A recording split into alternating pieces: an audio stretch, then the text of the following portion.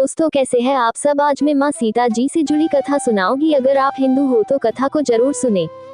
सवाल ये है कि आखिर किस गर्भवती को तड़पाया था माता सीता ने, और माता सीता को उसकी क्या सजा भुगतनी पड़ी थी। तो चलिए हम आपको बताते हैं कि आखिर किस गर्भवती ने क्या और क्यों दिया था माता सीता को श्राप। कहते हैं एक बार बाल्यावस्था में माता सीता अपनी सहेलियों के साथ बगीचे में खेल रही थी और उसी बगीचे के एक पेड़ पर तोते का एक जोड़ा बैठा था। दोनों आपस में माता सीता और भगवान राम की बात कर रहे थे, जिसे सुन माता सीता का ध्यान उस तरफ आकर्षित हुआ। कन्या सीता उनकी बातों को ध्यान से सुनने लगी। मादा तोता यह बोल रही थी कि इस संसार में राम नाम का एक बड़ा प्रतापी राजा होगा और राम की शादी बहुत ही खूबसूरत पत्नी सीता से होगी। यह बात सुन सीता की उत्सुकता काफी बढ़ गई, इसलिए कन्या सीता ने उन तोतों को पकड़वा लिया और सीता उनसे अपने और राम के बारे में पूछने लगी। उन्होंने तोते से पूछा कि तुम्हें ये सब कहाँ से पता चला।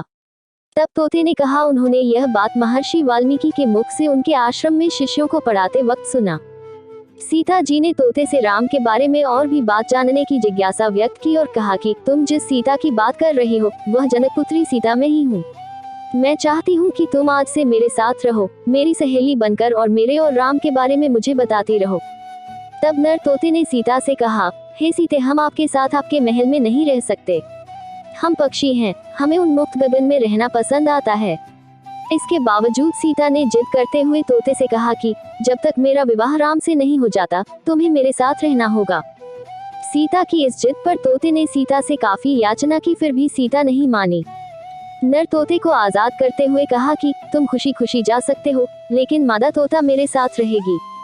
इस पर नर तोते ने सीता से कहा, हे सीते, मेरी पत्नी गर्भ से है, मैं इसका वियोग नहीं सह पाऊंगा, आप इसे छोड़ दो। तोता के बहुत गिड़गिड़ाने के बावजूद माता सीता ने उनकी एक भी नहीं सुनी और उन्हें छोड़ने से मना कर दिया।